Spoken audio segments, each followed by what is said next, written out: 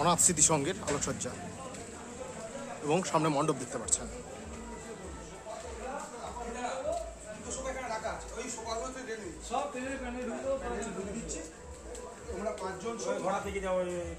দেখুন ক্রমশ মণ্ডপের সম্মুখ ভাগে এসে উপস্থিত হয়েছে আমরা আলোকসজ্জা তোরণ অতিক্রম করে।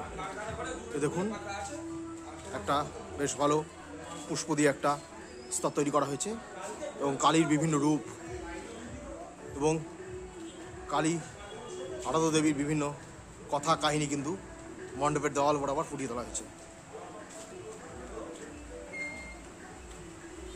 ক্রমশ আমরা এই প্রতিমার সামনে এসে উপস্থিত হলাম। এই দেখুন পাখার ব্যবহার লক্ষ্য করা যাচ্ছে। মণ্ডপের ভেতরে দেখুন একটি বাউল সাধু প্রতীক বরাবর মানে ঝাড়ের সৌন্দর্যটা দেখুন।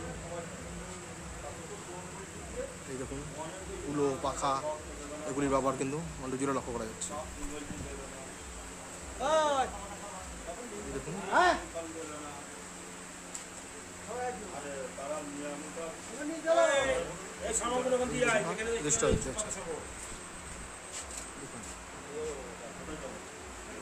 সৌন্দর্যটা দেখুন।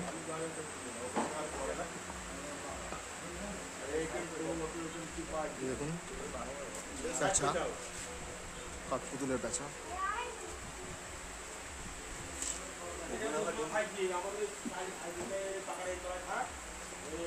অসাধারণ দেবী প্রতিমা। এভাবেই আমরা উপভোগ করলাম।